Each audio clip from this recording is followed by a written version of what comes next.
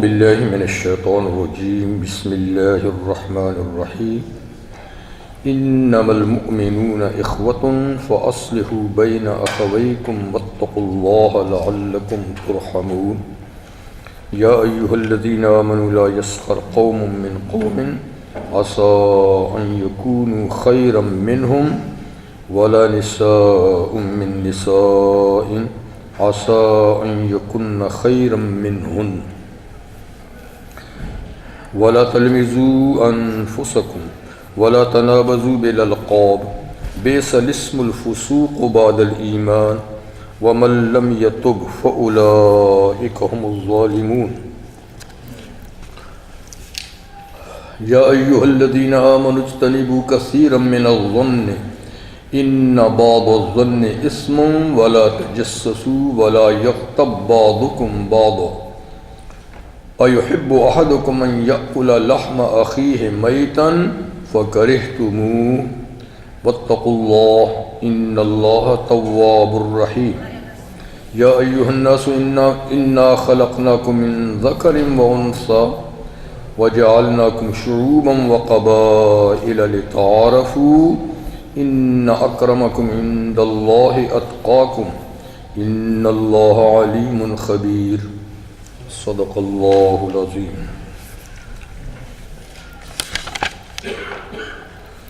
سورہ حجرات کی آیت نمبر 10، 11 اور 12 اور 13 یہ آیت آپ کے سامنے بھی تلاوت کی گئی۔ جیسے عرض کیا تھا کہ اس سورہ مبارکہ میں اجتماعی زندگی، سوسائٹی کے امن، پیار اور محبت کے اصول اللہ نے بیان فرمائے ہیں۔ اگر ان اصولوں کی پاسداری کی جائے، پابندی کی جائے تو معاشرے میں امن پیدا ہوگا، محبت بھی پیدا ہوگی اور اختلافات جنم نہیں لیں گے، جن میں سب سے پہلی بات تھی کہ اللہ اور اللہ کے رسول کے سامنے پیش قدمی نہیں کرو، خدا کا حکم آ جائے تو وہیں سرنڈر کر جاؤ۔ دوسری بات تھی اللہ سے ہر وقت ڈرتے رہو۔ تیسری تھی کہ خاص طور پہ نبی کریم صلی اللہ علیہ وسلم کے سامنے آواز اونچی مت کرو، آپ کی مجلس میں آپ کی آوازیں ان کی آواز سے نیچی ہونی چاہیے، اور تڑاکے سے بھی مت بولو، زور سے بھی نہ بولو حضور صلی اللہ علیہ وسلم کے سامنے۔ ہو سکتا ہے جیسے تم ایک دوسرے سے زور سے بولتے ہو، ان کے سامنے زور سے بولے، ان کے دل کو صدمہ پہنچا تو اس سے تمہارے اعمال بھی ضائع ہو سکتے ہیں۔ پھر ان لوگوں کی تعریف کی کہ جو حضور صلی اللہ علیہ وسلم کی مجلس میں اپنی آوازیں جھکا کے رکھتے ہیں، پست رکھتے ہیں، فرمایا ان کے دل اللہ نے تقوی کے لیے چن لیے ہیں۔ اور ان لوگوں کی مذمت بیان کی جو آپ کا نام لے کر حجروں سے باہر آپ کو پکارتے ہیں کہ یہاں تشریف لائیں، ورنہ ان کے لیے ادب یہ ہے کہ وہ صبر کرتے، بیٹھے رہتے، آپ خود باہر نکلتے تو اپنا مقصد پیش کرتے، یہ بات اچھی تھی بجائے اس کے کہ آپ کو بلائیں اندر سے۔ یہ سب آداب نبی کریم علیہ السلام کے جانشینوں کے لیے بھی ہیں، اہل علم نے فرمایا۔ پھر یہ فرمایا کہ کوئی جھوٹا آدمی خبر لائے تو بلا تحقیق اس پہ عمل نہیں کرو۔ ایسا ہو سکتا ہے کہ وہ واقعہ کے خلاف ہو اور تم انجانے میں کوئی ایسا قدم اٹھا لو جس سے بعد میں تمہیں پچھتانا پڑے، تو ایسا نہیں کرو۔ لیکن میں نے کہا کہ ہر جھوٹے آدمی کی خبر کی بات نہیں ہے، جس کی خبر پہ عمل کرنے سے کوئی بہت بڑا ہنگامہ، بہت بڑا فساد ہونا ہے تو وہاں جلد بازی نہیں، ورنہ عام زندگی کے معمول میں جیسا آدمی بھی خبر دے اس پہ عمل کیا جا سکتا ہے۔ اور یہ بھی فرمایا کہ تم میں اللہ کے نبی موجود ہیں تو نبی کی اطاعت کرو۔ اگر نبی تمہاری بہت ساری باتیں مان لیں تو پھر تو معاملہ خراب ہو جائے گا۔ اس لیے پیغمبر کریم علیہ السلام اگر تمہارا مشورہ نہیں مانتے، تمہاری بات نہیں مانتے تو اس میں تمہاری خیر اور بہتری ہے۔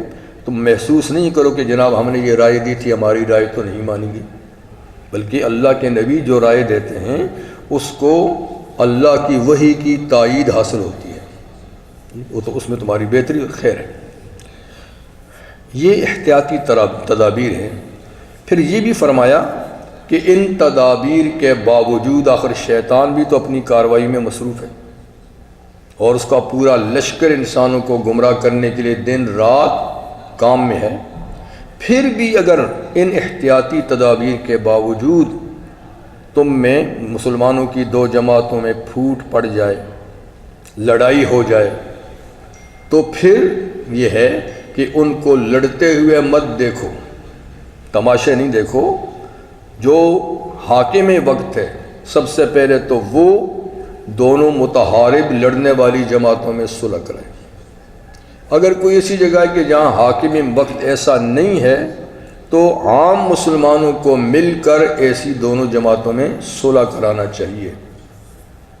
اگر تو وہ صلح کرنے تو سب سے اچھی بات ہے، اگر ان میں کوئی گروپ یا پارٹی صلح پہ آمادہ نہیں تو پھر سب کو مل کے اس کے ساتھ ایسا معاملہ کریں کہ وہ صلح پر آمادہ ہو جائے۔ جب وہ صلح پہ آمادہ ہو جائے پھر بھی ان کو چھوڑو نہیں، اب ان دونوں کو بٹھا کر ان کے معاملات کی صفائی کرا لو، ان میں صلح کرا لو، اور صلح بھی انصاف سے کراؤ، کسی کی جانبداری نہیں ہو۔ یہ باتیں صورت میں ہوئیں۔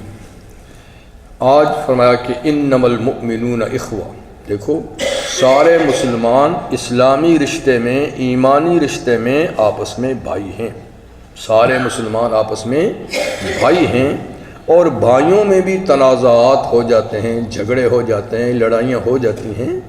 اس لیے جہاں کہیں مسلمانوں میں لڑائی جھگڑا ہو جائے باوجود اس کے کہ وہ بھائی ہیں تو فَأَصْلِحُوا بَيْنَ أَخَوَيْكُمْ، تم سارے مل کر ان دونوں بھائیوں میں، چاہے وہ دو فرد ہیں، دو جماعتیں ہیں، دو ملک ہیں، ان میں صلح کرو، اور یہ کہ صلح کراؤ، اور اللہ صلح کرانے میں اللہ سے ڈرو، کسی کی جانبداری نہیں کرو۔ لَعَلَّكُمْ تُرْحَمُونَ، تاکہ تم پر اللہ کی رحمت نازل ہو۔ تو اللہ کی رحمت کے نزول کی صورت یہی ہے کہ یعنی مسلمانوں میں صلح کرائی جائے۔ اصلاح ذات البین اس کو کہتے ہیں۔ دوسری ایک آیت میں اصلحوا ذات بینکم، آپس کے معاملات کو درست رکھو، کوئی اس قسم کی چیز پیدا نہیں ہونی چاہیے، ہو تو فوراً ہی اس کو دبا دو، ختم کر دو۔ اصلحوا ذات بینکم، اپنے معاملات کو ٹھیک کرو۔ نبی کریم صلی اللہ علیہ وسلم کا ارشاد گرامی ہے کہ کیا میں تمہیں ایسا عمل نہ بتاؤں جو روزانہ کے نفلی نماز سے، دن کو رات کو نفلی نماز سے، روزانہ نفلی روزہ رکھنے سے افضل اور بہتر ہے؟ تو حضور نے فرمایا، صحابہ نے فرمایا کہ ضرور بتائیں۔ فرمایا اصلاح ذات البین، کہیں مسلمانوں میں پھوٹ پڑ جائے ان میں اصلاح، یہ ایسا عمل ہے کہ ساری رات آپ نفل پڑھیں، سارے دن آپ روزہ رکھیں، اس سے یہ افضل ہے۔ پھر آپ نے فرمایا وَفَسَادُ ذَاتِ الْبَيْنِ هِيَ الْخَالِقَةُ، اور آپس کے تعلقات کو بگاڑنا یہ مونڈنے والا گناہ ہے، مونڈنے والا استرا ہے۔ پھر فرمایا کہ میں نہیں کہتا کہ بالوں کو مونڈنے والا استرا ہے، یہ دین کو مونڈنے والا استرا ہے۔ جب مسلمانوں میں فساد پیدا ہوتا ہے کہ ان کے دین کو صاف کر دیتا ہے، جیسے استرے سے بال صاف ہو جاتے ہیں۔ یہ تو اصول ہے، یہ اس پہ عمل ہو تو معاشرہ جنت نظیر بن سکتا ہے۔ لیکن وہی بات ہے کہ جن چیزوں کی پابندی ہمیں کرنی چاہیے وہ چیزوں کی پابندی ہم نہیں کر رہے، اس لیے آج صورتحال یہ ہے کہ جتنی خرابیاں ہیں، لڑائی جھگڑے ہیں، فسادات ہیں، وہ سب مسلمانوں میں ہیں، اس لیے کہ وہ ان اصولوں کی پابندی نہیں کرتے۔ تلاوت تو ہم کرتے ہیں ثواب کے لیے، لیکن دیکھتے نہیں کہ اللہ نے ہمیں جوڑنے کے لیے کیا اصول دیے ہیں، توڑنے کی کیا باتیں ہیں، جی تو اس کی طرف کوئی توجہ نہیں ہے۔ اچھا یہ تو 6 باتیں ہو گئی، 6 اصول ہو گئے۔ اب 7واں، 8واں اور 9واں آیت نمبر 11 میں 3 اصول ہیں۔ یا ایھا الذین آمنوا، اے ایمان والو، اے لوگ جو ایمان لائے ہو، لا یسخر قوم من قوم، دیکھو کوئی قوم، کوئی برادری، کوئی لوگ دوسری قوم، برادری اور دوسرے لوگوں کا مذاق نہ اڑائیں، ٹھٹھا نہ کریں ان کے ساتھ، مسخرہ پن ان کے ساتھ نہ کریں، اس لیے کہ عسیٰ ان یکونوا خیرا منہم، ہو سکتا ہے کہ جس کے ساتھ، جس کا مذاق اڑایا جا رہا ہے، جس کو ذلیل کیا جا رہا ہے، وہ تم سے اچھے ہوں، وہ تم سے اچھے ہوں، یہ بھی ہو سکتا ہے۔ اور ولا نساء من نساء، عورتیں بھی دوسری عورتوں کا مذاق نہ اڑائیں، ان پہ طعن نہ کریں، ان کی عیب چینیاں نہ کریں، کیونکہ عسیٰ ان یکن خیرا منہم، ہو سکتا ہے کہ جن کے ساتھ مذاق کیا گیا ہے وہ ان عورتوں سے اچھی ہوں جو مذاق کرنے والی ہوں۔ یہاں پر قوم کا لفظ آیا، پھر اس کے بعد عورتوں کا ذکر بھی کیا، تو اصل میں تو قوم مرد عورت سبھی کو کہتے ہیں، قوم میں مرد عورتیں سبھی شامل ہوتے ہیں۔ کوئی جگہ قرآن مجید میں صرف قوم کا لفظ ہے، اس میں مرد عورتیں سارے ہی ہیں۔ ارسلنا نوحا الی قومہ، نوح علیہ السلام کو ان کی قوم کی طرف بھیجا، یہ نہیں کہا کہ مردوں کی طرف بھیجا، عورتوں کی طرف نہیں، مرد اور سب۔ لیکن یہاں پر قوم کا لفظ الگ بولا، عورتوں کا ذکر الگ کیا ہے، تو اس آیت میں قوم سے صرف مرد مراد ہے، کیونکہ عورتوں کا ذکر تو الگ آ گیا نا، تو یہاں قوم میں عورتیں شامل نہیں، ان کو اللہ نے الگ سے ذکر کر دیا، تو قوم سے مرد مراد ہیں اور عورتوں سے عورتیں مراد ہیں۔ تو یہاں اللہ تعالیٰ نے عورتوں کے نام سے کیوں خطاب کیا اور قوم میں وہ شامل تھیں کیوں چھوڑ دیا؟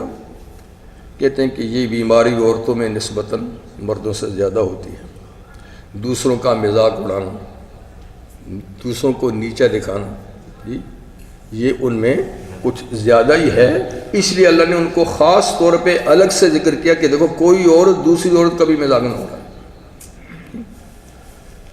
اب مذاق، ایک ہے مزاح ہا کے ساتھ میں، ایک ہے مذاق قوف کے ساتھ، تو مذاق سے منع کیا ہے، مزاح سے نہیں۔ تو مذاق ایسی چیز ہے کہ جس سے دوسرے کا دل ٹوٹتا ہے، وہ شرمندگی محسوس کرتا ہے، وہ اپنی حقارت سمجھتا ہے کہ دیکھو اس نے مجھے حقیر اور مجھے ذلیل کر دیا ایسا کہہ کر، یہ تو ہوتا ہے مذاق۔ اسی کو مسخرہ پن بھی کہتے ہیں، ٹھٹھا بھی کہتے ہیں۔ تو فرمایا یہ بات نہیں ہونی چاہیے کہ تم دوسرے کو ذلیل کرنے کے لیے کوئی ایسی بات کہو جس سے اس کی پوزیشن لوگوں میں گر جائے، لوگوں کی نظروں سے وہ گر جائے، ایسا مت کرو۔ کیوں؟ اس سے نفرت پیدا ہو، جس کے تم نظروں سے گراؤ گے تو وہ کب تم سے محبت کرے گا؟ تو معاشرے میں ایسی باتوں سے نفرت پیدا ہوتی ہے، تو کوئی نفرت والی بات کرو ہی نہیں زبان سے۔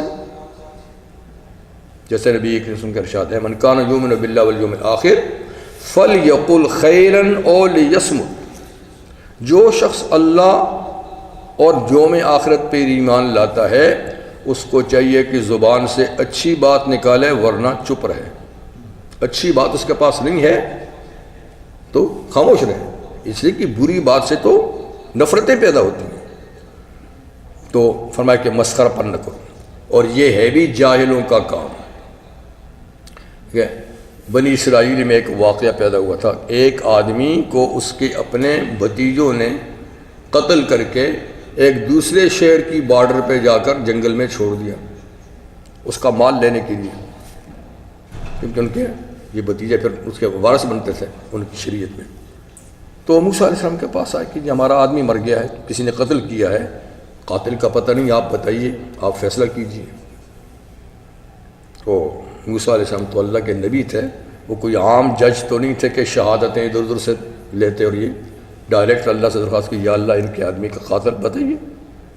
اللہ کی طرف سے حکم آیا کہ ان کو کہو ایک گائے ذبح کریں، ان تذبحوا بقرہ، گائے ذبح کرو۔ جب ان کو بلا کر کہا کہ اللہ کہتے ہیں گائے ذبح کرو، انہوں نے فوراً کہا اتتخذونا ہزوا، موسیٰ آپ ہم سے مذاق کر رہے ہیں؟ گائے کا ہمارے مقتول کے قاتل کو معلوم کرنے کا اس سے کیا واسطہ ہے؟ آپ ہم سے مذاق کر رہے ہیں؟ ہم تو کہتے ہیں کہ ہمارا قاتل بتائیے، آپ کہتے ہیں گائے ذبح کرو، کوئی جھوڑ نہیں۔ تو موسیٰ علیہ السلام نے کیا فرمایا؟ اعوذ باللہ ان اکون من الجاہلین، میں اللہ کی پناہ مانگتا ہوں کہ میں نادان اور جاہل بن جاؤں۔ یعنی مذاق کرنا تو جاہلوں کا کام ہے، نادانوں کا، میں تو اللہ کا نبی ہوں، یہ اللہ کی وحی ہے، اللہ کا قانون ہے کہ اس مسئلے کا حل جب ہوگا جب تم گائے ذبح کرو۔ تو خیر انہوں نے پھر آئیں بائیں شائیں اور سوالات شروع کر دیا، اور بالآخر وہ گائے ان کو ذبح کرنی پڑی، اور اس کا گوشت مردے پہ رکھا، اللہ نے اس کو زندہ کیا، اس نے اپنے قاتل بتا دیے، پھر مر گئے۔ تو کہنے کا مطلب یہ ہے کہ مذاق اڑانا کسی کا یہ جاہلوں کا کام ہے، یہ جاہلوں کا کام ہے۔ تو اس لیے مذاق نہیں اڑانا چاہیے کسی کا، ایسی باتیں کہیں، ایسے نام ذکر کریں جس سے دوسرے کی عزت اور احترام ہو، تاکہ اس کے دل میں آپ کی محبت پیدا ہو جائے۔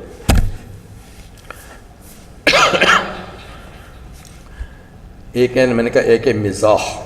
مزاح کہتے ہیں خوش طبعی کو، خوش مزاجی کو، کسی کا غم دور کرنے کے لیے کوئی ایسی بات کی جائے جس سے اس کی پریشانی دور ہو جائے، تو یہ شریعت میں جائز ہے۔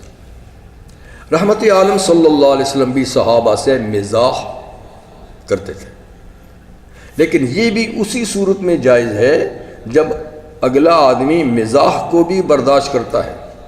کچھ ایسے نازک مزاج ہوتے ہیں، ان سے مزاح کرو تو بھی کہتا ہے مجھ سے مزاح کرتا ہے۔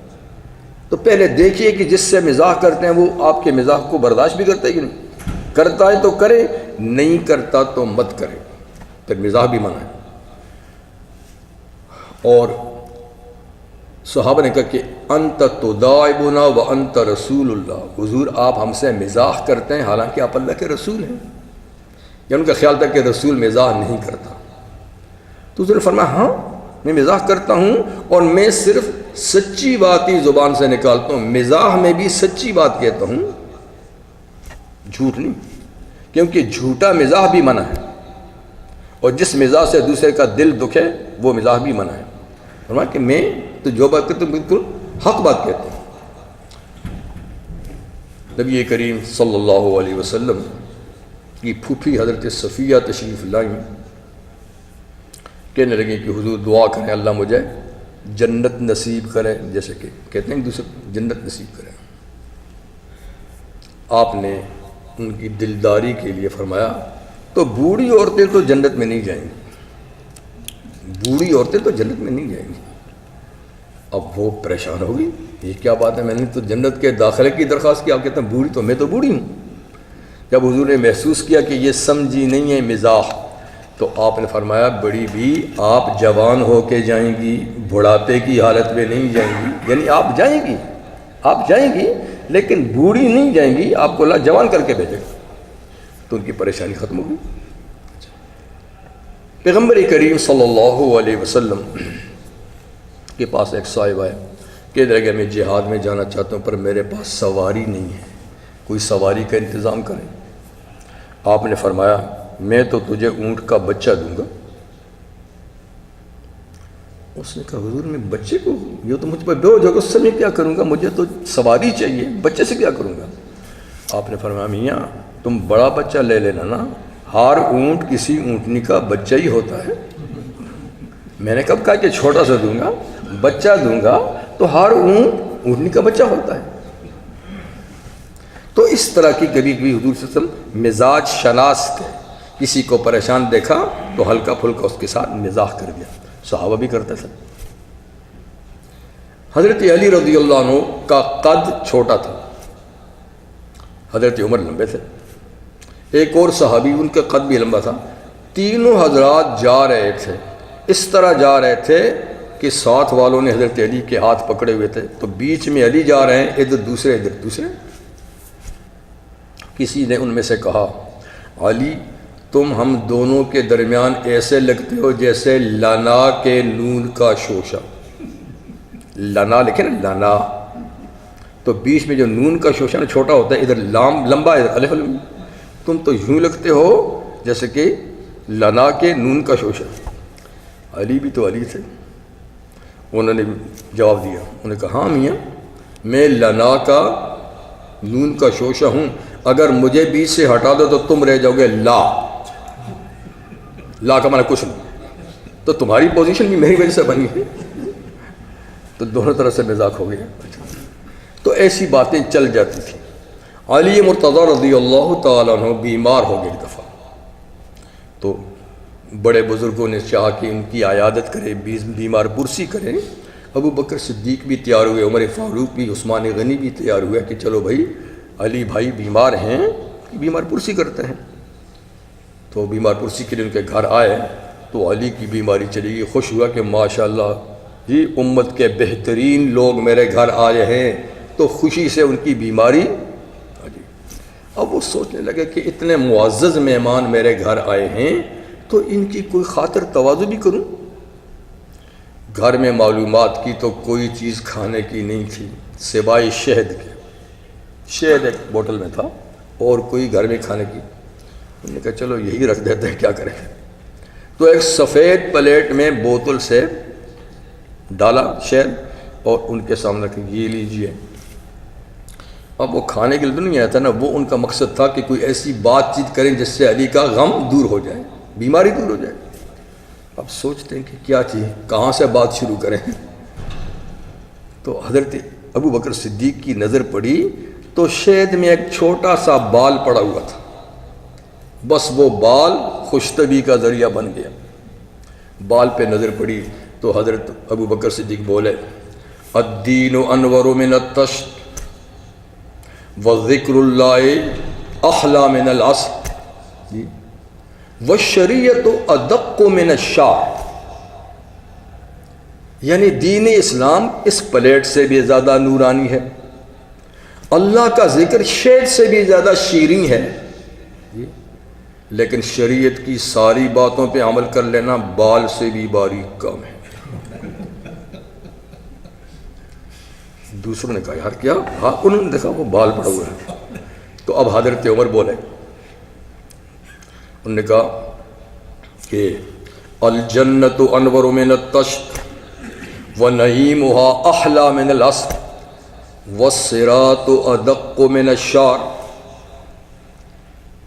اللہ نے اپنے بندوں کے لیے جو جنت والی جگہ بنائی ہے وہ پلیٹ سے بھی زیادہ نورانی ہے, اور جنت کی نعمتیں شہد سے بھی زیادہ شیریں ہیں, لیکن پار جانے کے لیے جو پل ہے وہ بال سے بھی باریک ہے. جو پل لگایا اللہ نے, پل سرا, وہ تو بال سے بھی زیادہ باریک. دونوں کا ہو گیا. اب حضرت عثمان بیٹھے, انہوں نے بھی سوچا, انہوں نے کہا القرآن انور من الطشت. ان کو قرآن سے خاص نسبت, القرآن انور من الطشت جی, وتلاوته احلی من العسل وتفسیره ادق من الشعر.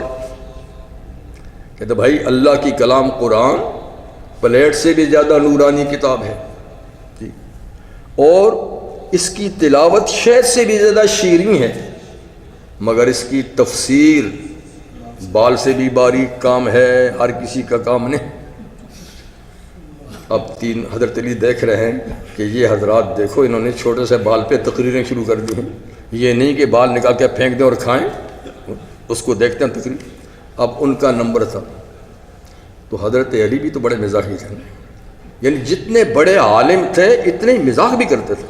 ایسا کم ہوتا ہے جو آدمی عالم بڑا ہونا وہ مزاح نہیں کرتا, اور جو مزاح زیادہ کرے وہ عالم نہیں ہوتا. لیکن بعض ایسے ہوتے ہیں کہ عالم بھی بڑے, مزاحیے بھی بڑے. تو انہوں نے کہا الضیف انور من الطشت, میرے یہ مہمان گرامی مہمان پلیٹ سے بھی زیادہ نورانی لوگ ہیں. وَكَلَامُهُ أَحْلَى مِنَ الْعَسْلِ, ان کی یہ ہلکی پھلکی باتیں شہد سے بھی زیادہ میٹھی ہیں. لیکن وَقَلْبُهُ أَدَقُّ مِنَ الشَّعْرِ, دل ان کا بال سے بھی چھوٹا ہے. اتنا نہیں کہ اس کو نکال کے پھینک دیں اور شہد کھائیں, وہ جس پہ تقریریں شروع کر دی, بال کو بھی ان کا دل برداشت نہیں کر رہا. تو بھائی اس طرح کی باتیں میں نے کہا صحابہ میں ہوتی تھیں. تو مزاح ٹھیک ہے, بات صحیح ہو, جھوٹ نہ ہو, اور جب کہی جائے بات تو اگلے کی دل آزاری بھی نہیں ہو اور بات سچی بھی ہو تو مزاح کر سکتے ہیں، لیکن مزاح نہیں، وہ منع ہے، اس لیے کہ اس میں تو سوائے دل آزاری کو کچھ ہے ہی نہیں، مزاق اڑانا کسی کا۔ تو فرمایا کہ لا یسخر قوم من قوم، کوئی قوم یعنی کوئی مرد دوسرے مردوں سے مزاق نہ کریں، اس لیے کہ فیصلہ یہاں نہیں ہے، فیصلے کے آگے ہوگا، کیا پتہ فیصلے کے دن فیصلہ ان کے حق میں چلا جائے، تو منہ دیکھتا رہے کہ میں نے اس کا مزاق اڑایا تھا، اس کو میں نے ذلیل کیا تھا، پست کیا تھا۔ اگر وہ کامیاب ہو گیا تو کیا ہوگا؟ اس لیے ہو سکتا ہے کہ آگے وہ کامیاب ہو جائے، اور اس طرح عورتیں دوسری عورتوں سے بھی مزاق نہ کریں، ہو سکتا ہے کہ جن کا مزاق اڑایا جائے وہ۔ تو مزاق جو ہے نا، یہ جیسے زبان سے ادا کیا جاتا ہے، عمل سے بھی ہوتا ہے، ہاتھ پاؤں سے بھی دوسرے کا مزاق ہوتا ہے، آنکھوں سے بھی ہوتا ہے، چلنے کی رفتار سے بھی ہوتا ہے، کہ آپ لنگڑے کو دیکھیں اور آپ بھی لنگڑا کے جائیں جی، اور آپ کسی کانے کو دیکھیں اور آپ ایسا کر دیں، ایک آنکھ بند کر لیں، تو یہ اس کا مزاق ہے۔ اور کوئی چھوٹے قد والا ہے اور آپ نے کہا تو یاد کا مزاق ہے، تو یہ بہت بری چیزیں ہیں، اس سے اگلا کے دل میں کیا ہوگا؟ نفرت پیدا ہوگی، اچھا یہ میرے بارے میں یہ خیال کرتا ہے، ایسا کرتا ہے۔ تو عورتوں میں یہ مرض تھوڑا سا زیادہ ہے، اس لیے ان کو یہاں پر خاص طور پہ الگ ذکر کیا۔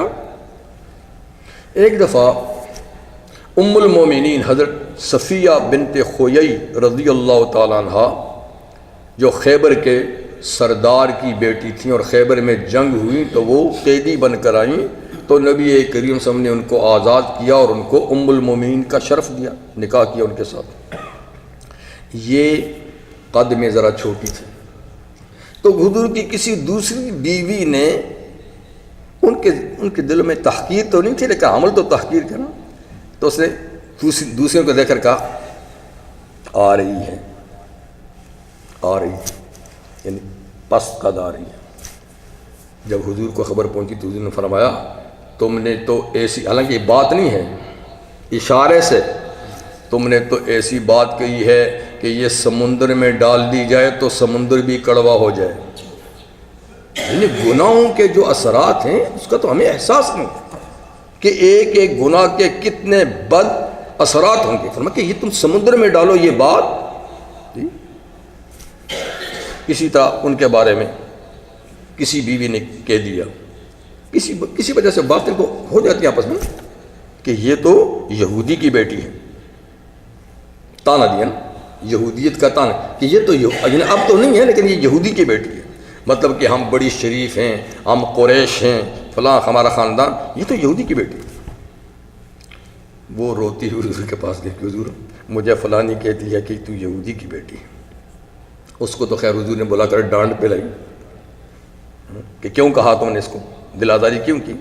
پھر ان کو کہا کہ صفیہ دیکھو، آئندہ کوئی تجھے ایسا کہے تو اس کو کہنا کہ تم میرا مقابلہ کب کر سکتی ہو، میں ایک نبی کی بھتیجی ہوں موسیٰ علیہ السلام کی، ایک نبی کی بیٹی ہوں ہارون علیہ السلام کی، اور ایک نبی کی بیوی ہوں محمد صلی اللہ علیہ وسلم، بالا تم میرا مقابلہ کر سکتی ہو؟ تمہارے باپ تمہارے چچے اس شان کے ہیں، ٹھیک ہے تمہارے شوہر حضور ہیں، لیکن میرا تو سلسلہ نسبی پیغمبروں سے آ رہا ہے۔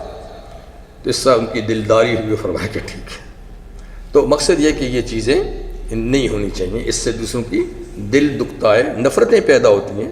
تو فرمایا کہ کوئی عورت دوسری عورت کے مزاق نہ اڑائے، نہ اشارے سے نہ زبان سے، ہو سکتا ہے کہ وہ اللہ کے نزدیک اس کا مقام ہے۔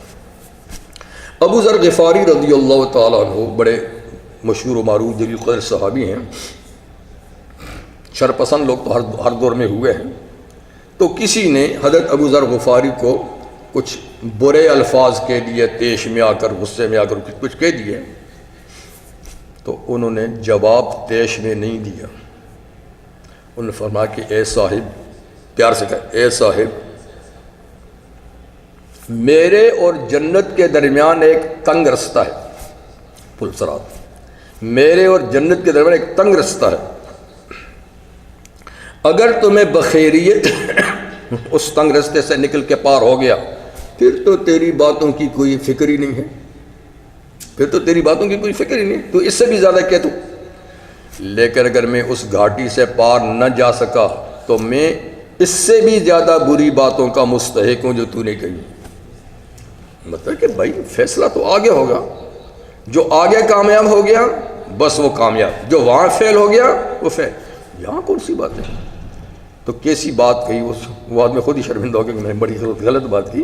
یعنی تم فیصلے یہاں دیکھ کے کرتے ہو، فیصلہ تو آگے ہوگا۔ جو جنت میں چلا گیا، پار ہو گیا، وہ کامیاب ہے۔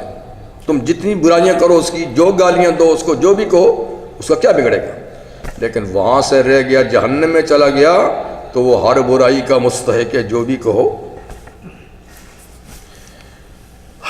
تو ایک بات یہ ہوئی کہ کوئی مرد کسی مرد کا مذاق نہ اڑائے،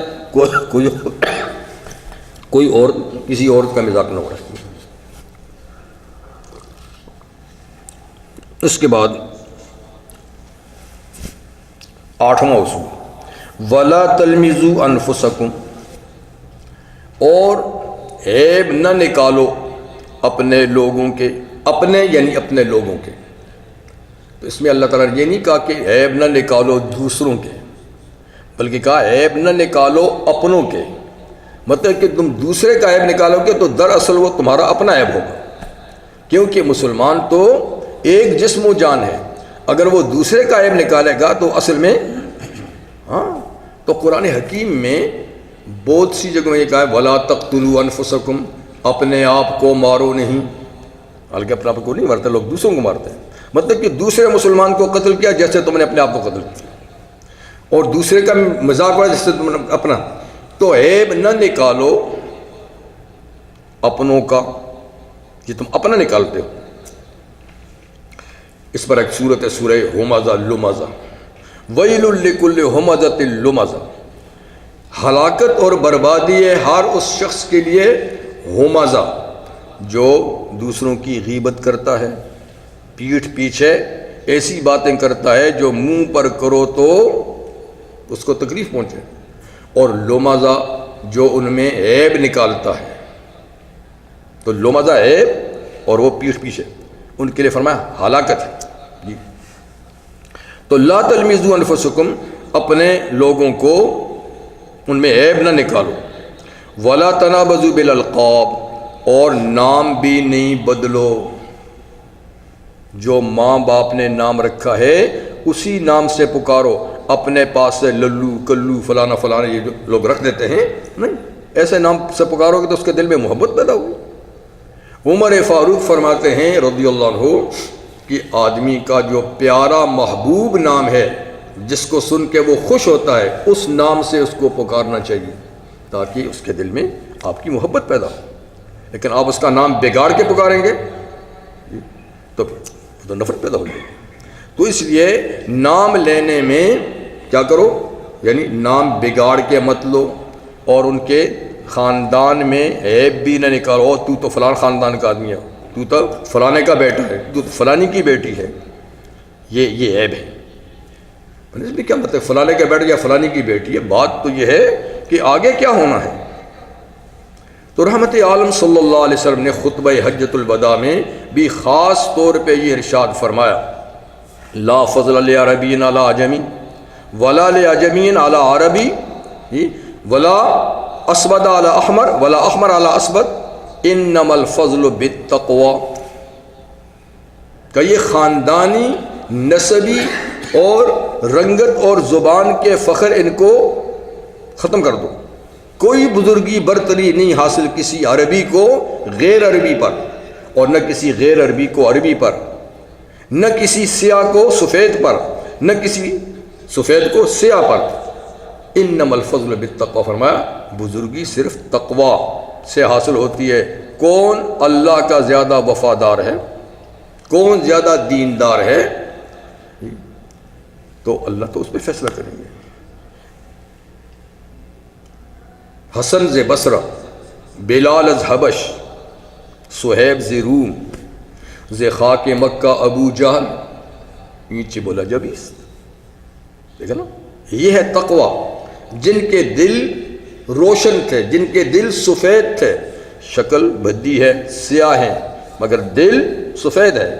بلال حبش سے اٹھا کے اللہ نے پہنچا دیا مکہ میں، سہیب روم سے آگے، سلمان ایران سے آگے، حسن بصرہ سے آگے، لیکن جو مکہ کی سرزمین میں پیدا ہوا، حرم میں پیدا ہوا، قریشی خاندان کا بالکل گورا سفید، تو اس لیے فرمایا کہ ان چیزوں کو چھوڑو، نام نسب پر فخر کرنا، جی خاندان پہ خبر کرنا، اسے کہتے ہیں نا بتان رنگ خوں کو توڑ کر ملت میں گم ہو جا، نہ تورانی رہے باقی، نہ ایرانی نہ افغانی۔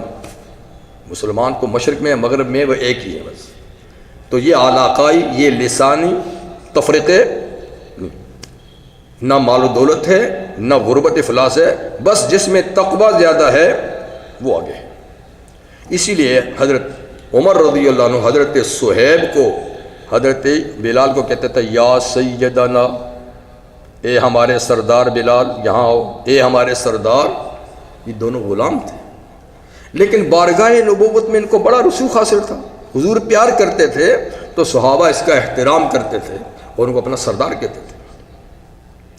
اور آپ کو معلوم ہے کہ حضرت عمر جب شہید ہوئے تو آپ نے وصیت کی تھی میرا جنازہ صہیب پڑھائے۔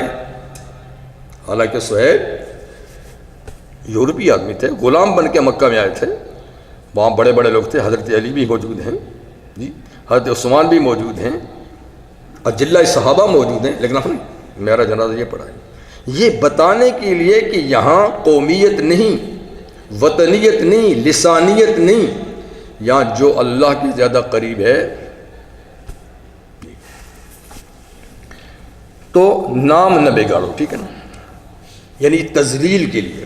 لیکن بسا اوقات بعض نام ایسے ہمیں تاریخ میں ملتے ہیں کہ وہ نام تو عیب کا ذریعہ ہیں، لیکن وہ ان حضرات کی پہچان کا ذریعہ بھی وہی ہیں۔ اگر وہ نام آپ نہ لیں گے تو ان کی پہچان ہی نہیں ہوتی۔ تو ایسے نام، اس نام سے صاحب نام پھر ناراض بھی نہیں ہوتا، کیونکہ اس کی پہچان کا وہ ذریعہ ہے نا۔ جیسے کہ ہمارے ائمہ حدیث کے اماموں میں سے ایک امام عارج ہے، عارج کا مطلب لنگڑا، تو وہ لنگڑے تھے تو بس امام عارج کے نام سے مشہور ہو گئے لوگوں میں، نام تو کچھ اور ہوگا لیکن عارج کے نام سے مشہور ہو گئے، اور وہ بھی برا نہیں مناتے تھے کہ ٹھیک تم صحیح کہ تم لنگڑا تو ہوں۔ ایسے امام آمش، چندیا آنکھ، چھوٹی آنکھ والے آمش، وہ اس پہ برا نہیں مناتے تھے کیونکہ ان کی آنکھ چھوٹی تھی، اور کو لوگ بلانے والے بھی ان کو حقارت کے طور پہ نہیں، یہ ان کی ایک پہچان تھی۔ تو یہ نام کچھ ایسے ہوتے تھے جو لوگوں میں چل پڑے تھے، لیکن اب وہ کہے جائیں تو ان کو برا نہیں لگتے تھے، تو وہ نام یعنی وہ تحقیر کے لیے نہیں ہے، ان ناموں سے ان کو پکارا جا سکتا ہے۔ لیکن خود سے کوئی نام بگاڑ کے آپ کہیں او کانے، او کانے، ہاں کوئی کانا ہے اور پرانا زمانے سے اس کا نام چلا آ رہا ہے، اس کو برا نہیں لگتا تو کہہ سکتے ہیں، لیکن تحقیر کے لیے نہیں۔ کچھ حضرات بیٹھ کے ٹی وی دیکھتے ہیں، نیوز سنتے ہیں، اور کچھ ایسے واقعات آ جاتے ہیں ٹی وی پہ جو بعض لوگ کچھ کہہ دیتے ہیں، تو یہ کیا اس کا کیا یہ تو غیبت ہے، یہ تو غیبت میں آتا ہے نا کہ وہ آدمی موجود ہی نہیں ہے۔ تنابز بالالقاب تو آمنے سامنے ہے نا، آپ اس کو کہتے ہیں تو فلانا ہے، اور وہ تو آدمی موجود ہی نہیں ہے، تو ہاں ٹھیک ہے، تو غلط ہے تو پھر نہیں کہنا چاہیے نا۔ یعنی اس کا کوئی عیب والی چیز سامنے آ جائے تو آپ مت کہیں، کیونکہ اگر آپ یہی بات اس کے سامنے کہیں گے تو اس کو بری لگے گی، تو جو بات اس کے سامنے کہیں اور بری لگتی ہے وہ آپ اس کے پیچھے بھی نہیں کہیں، یہ غیبت ہے۔ کیونکہ دیکھو جی فلانا ہے، دیکھو وہ لنگڑا رہا ہے، دیکھو فلانا یہ ایسا ہے، نہیں، اس کے سامنے بھی نہیں کہو، اس کے پیچھے بھی مت کہو، لیکن ہم لوگ احتیاط نہیں کرتے۔ بئس الاسم الفسوق بعد الایمان، اللہ فرماتے ہیں فسق و فجور کا نام مومن ہونے کے بعد بہت برا ہے۔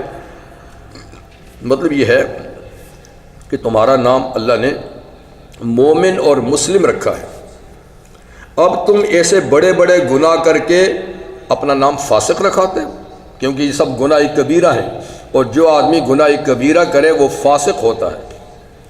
تو یعنی اچھا لگتا ہے تم کو لوگ کہیں یہ بڑا فاسق ہے، فلاں فلاں گناہ کرتا ہے، تو فاسق کا نام رکھوانا ایمان اور اسلام کے بعد بری بات ہے۔ اپنے نام کی لاج رکھو، جو تمہارا نام مسلم اور مومن ہے اس کی لاج رکھو۔ اب کوئی ایسا کام نہ کرو کہ لوگ تمہیں مسلم مومن کہنے کے بجائے کہیں فلانا تو منافق ہے اور فلانا تو یعنی فاسق ہے، ایسا کام مت کرو۔ وَمَن لَّمْ يَتُبْ، جو پہلے کر چکے اور توبہ بھی نہیں کی، فَأُولَٰئِكَ هُمُ الظَّالِمُونَ، یہ لوگ بے انصاف ہیں، ظالم ہیں۔ کسی نے نادانی میں نادانستہ اس قسم کے کام کیے ہیں معاشرے میں، ان کو اب توبہ کر لینی چاہیے، ورنہ توبہ نہ کی تو یہ ظالم ہوں گے، یعنی فاسق فاجر ہوں گے۔ یہ 3 باتیں ہوں گی۔ اگلی آیت میں بھی 3 باتیں۔ یا ایھا الذین آمنوا اجتنبوا کثیرا من الظن، اے ایمان والو بچو بہت سی بدگمانیوں سے۔ ایک ہے نا حسن زن، یہ تو ضروری ہے، حسن زن۔ ایک ہے بد زنی، سوء زن، تو سوء زن سے بچو، کسی کے بارے میں اچھا ہی خیال رکھو کہ آدمی اچھا ہی ہوگا، کیونکہ حضور صلی اللہ علیہ وسلم کا ارشاد ہے ظن المؤمنین خیرا ما لم یرا شرا، مومنوں کے بارے میں اچھا ہی گمان رکھو کہ یہ اچھے ہیں، مومن ہیں، نیک ہیں، جب تک کہ شر دیکھ نہ لو۔ ہاں اس نے کوئی شر کا کام کیا، گناہ کا کام کیا، اپنے آنکھوں سے دیکھ لیا، پھر تو ظاہر بات ہے، پھر تو حسن ظن نہ ہوا نا۔ لیکن جب تک کسی مسلمان کے بارے میں آپ کو کوئی پتہ نہیں ہے کہ یہ کیسا ہے، تو اس کو اچھا ہی سمجھو کہ یہ مومن ہے، اچھا ہی ہوگا۔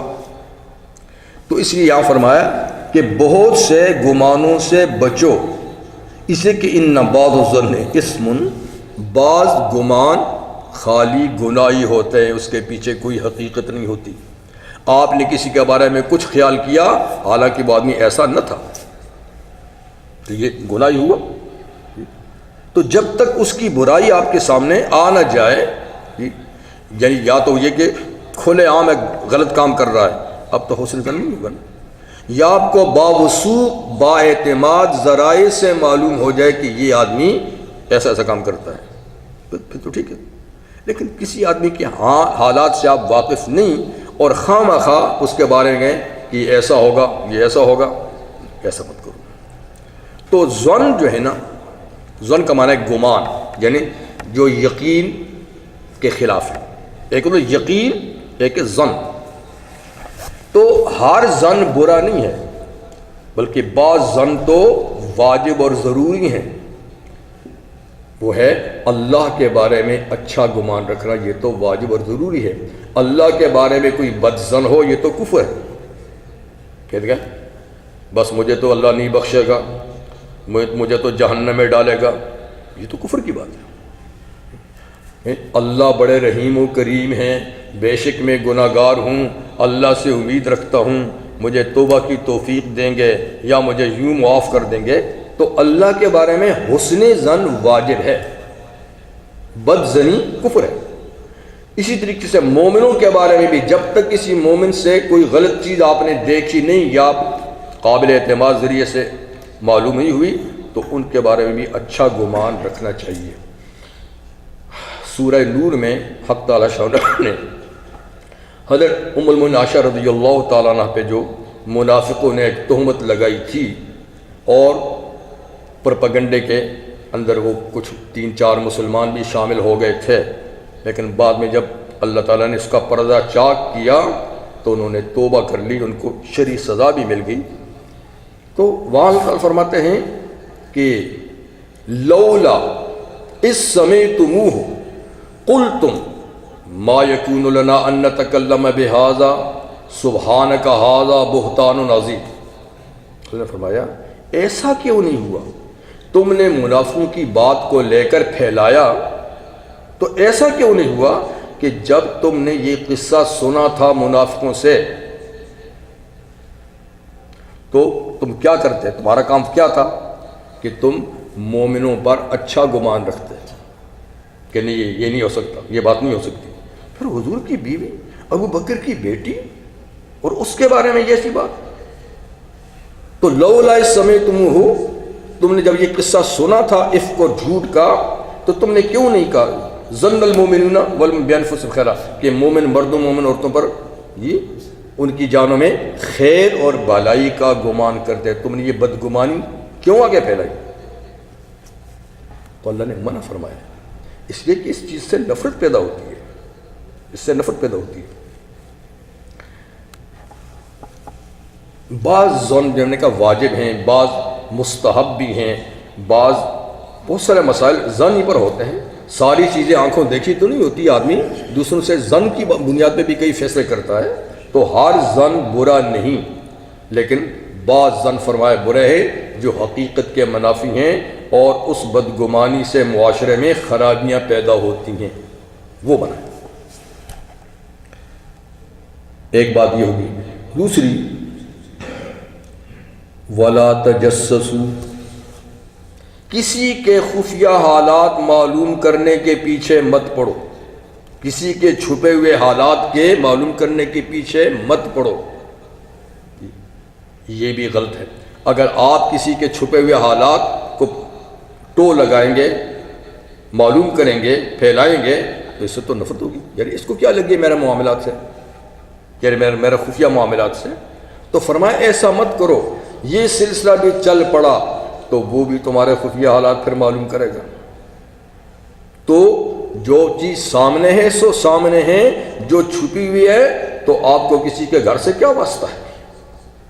لیکن اب لوگ یہ ہیں کہ وہ ایسے معاملات بھی تلاش کرتے ہیں کسی کو ذلیل کرنے کے لیے، یعنی یہ وکیل بلا توکیل ہے، یعنی آپ کو کسی نے وکیل نہیں بنا اور خواہ آگے ہم وکیل ہیں فلانے کے، اس کا گھر میں ایسا ہوا ہے، کیوں ہوا ہے؟ بھائی تم کوئی پولیس مین ہو؟ تمہیں کوئی گورنمنٹ نے لگا اس کام پر کہ لوگوں کے معاملات جا کر معلوم کرو؟ تم کون ہوتے ہو؟ اللہ فرماتے ہیں کہ مومن کے عیب چھپاؤ، اور من ستر مسلمن ستر اللہ فی الدنیا والآخرہ، جو مسلمان کے عیب چھپاتا ہے اللہ اس کے دنیا میں بھی چھپائے گا، آخرت میں بھی چھپائے گا۔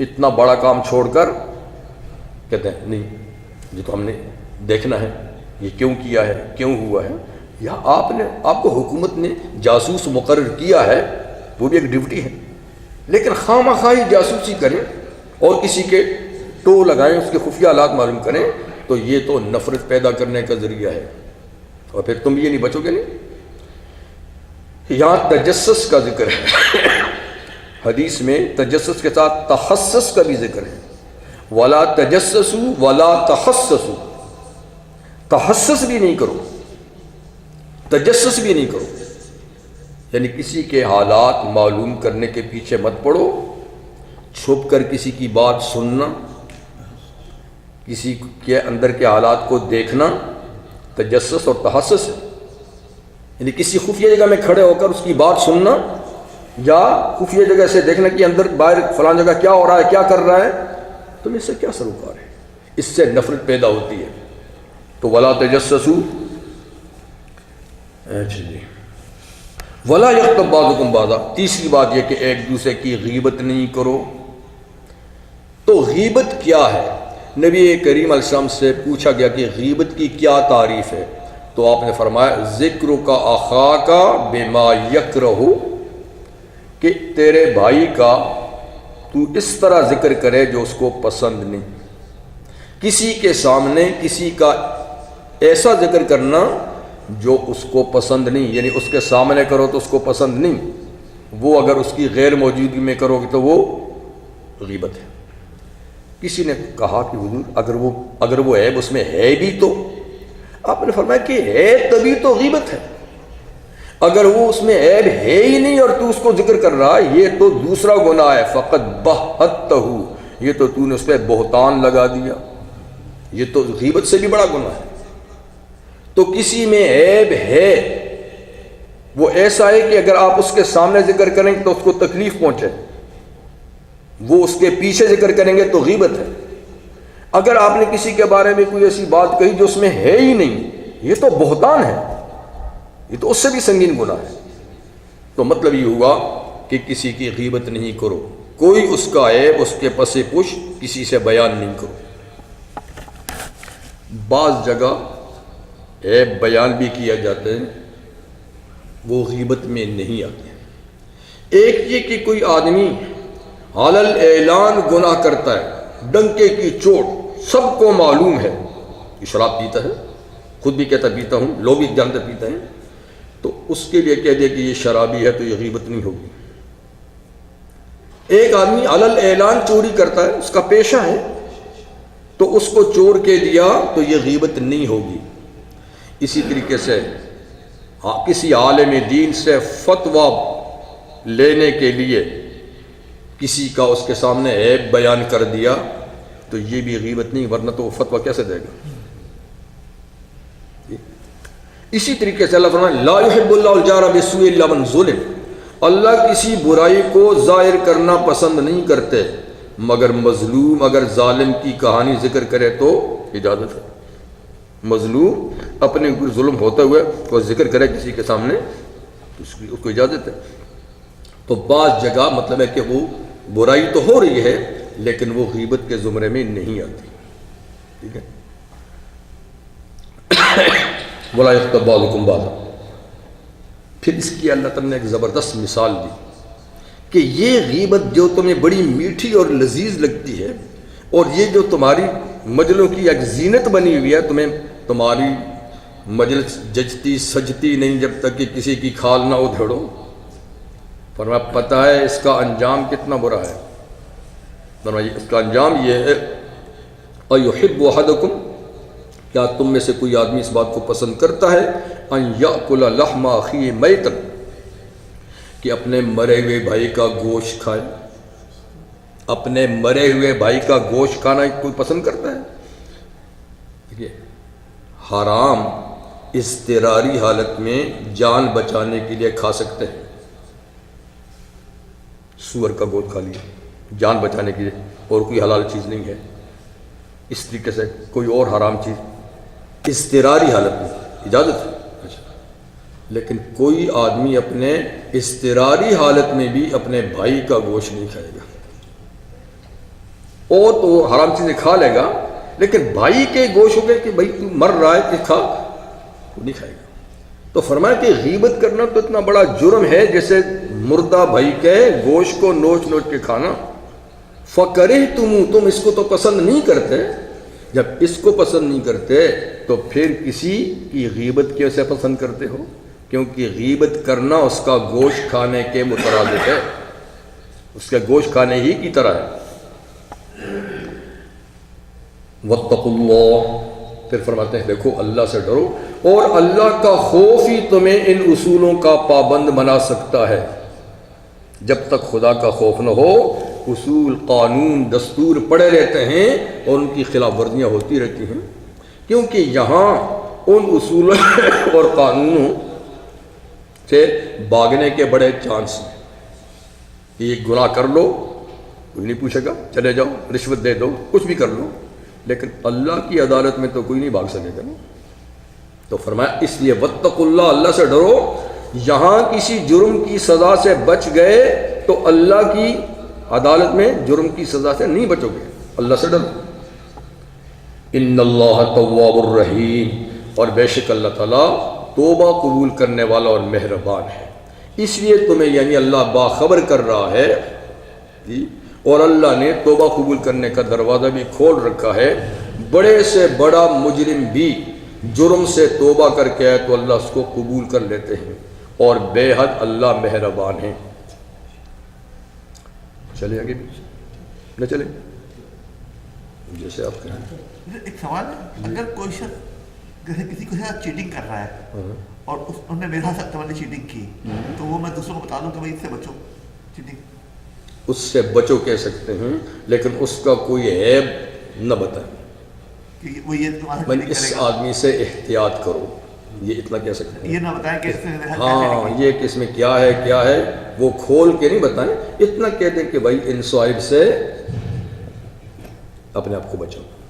یہ بھی غیبت میں نہیں ہے، یعنی کسی کو ذلیل کرنے کے لیے، نیچا دکھانے کے لیے اس کے عیب بیان کرنا یہ غیبت ہے، لیکن پبلک کو اس سے ہوشیار کرنے کے لیے کہ وہ کسی مشکل میں نہ پڑیں تو وہ عیب بتانا غیبت میں نہیں ہے. یہ نیت پر بھی ہے نا کہ آپ اس کو کیوں بتا رہے ہیں. اگر آپ اس لیے بتا رہے ہیں کہ تاکہ وہ اپنا آپ تحفظ کرے, اس کے داؤ پہ سے بچے, ٹھیک ہے, لیکن اس کو آپ اس لیے بتاتے ہیں کہ اس کی نظروں میں یہ گر جائے, اس کی نظروں میں ذلیل ہو جائے, پھر یہ غیبت ہوگی. سبحانک اللہم و بحمدک اشہد ان لا الہ الا انت استغفرک و اتوب الیک.